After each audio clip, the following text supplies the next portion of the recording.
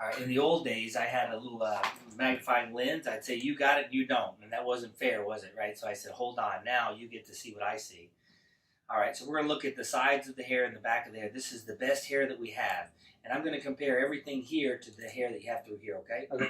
Sometimes it's generalized all over, and sometimes it's just in the 5 zones that we talked about. But I'm going to look at everything, okay? So let's look at the best hair that we got is right here. What I want you to notice are a couple of things. If we look at the individual, the hair fibers, right? So the follicle is under the skin, and then everything above here is the hair shafts that come out.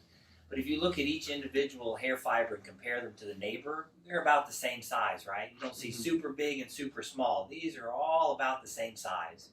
Also, notice this stuff in the background, that pinkish red stuff. Yeah. What is that? Blood supply, right? So then put on your thinking cap. When Rogaine came into the marketplace, right, they said what causes hair loss is bad blood supply, right? And that made logical sense. So they said if you get more blood supply to the area, it'll regrow hair. That's what they thought Rogaine, how it worked. They found out later it was a prostaglandin, because if hair loss was caused by poor blood supply, would it happen when you're 18 or when you're 80? Right? Yeah. When you're 80. So it wasn't blood supply. Now, what it really happened was it was a prostaglandin, so it's a growth factor. So it grew a little, but it never stopped the underlying biochemical imbalance that caused the hair loss, right? That's why it never really worked, and it never could work, right?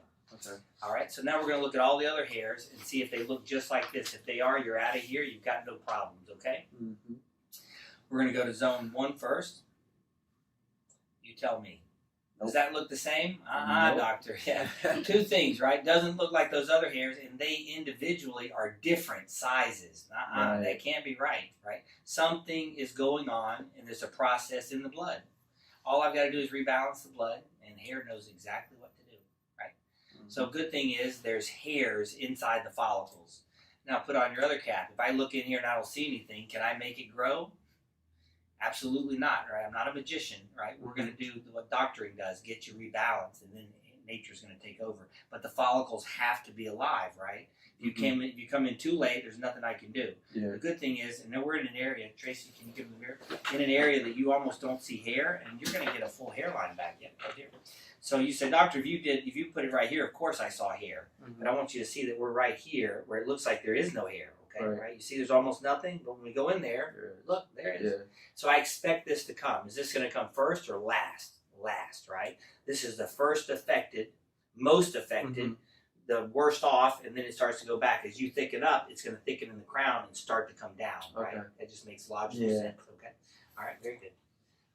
So zone 1, 100% affected, but 100% of hair still there, okay? Same thing, right? Hairs are there, they just need to grow.